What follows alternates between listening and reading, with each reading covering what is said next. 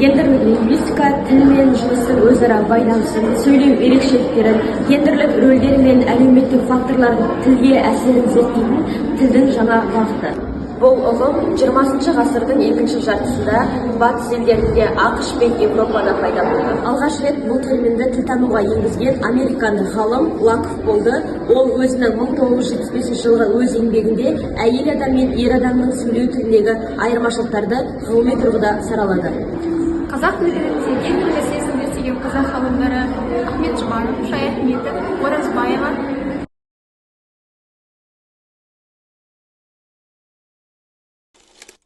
Қалай келдің жұмыстан? Бүгін ресторанға барамыз ба?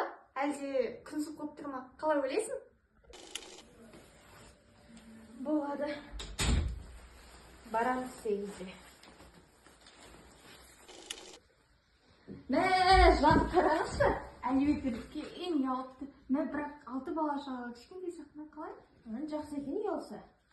Үй болса болды ғой. Жан! Ау, не бол? Қызыл пижаманы алып беріңізші. Қайда тұр? Екінші полканың астында, орамалдардың жанында. Жоқ онда. Сұр пижаманың жанында тұр ғой. Жоқ дем. Өзің тұрды алшы болды.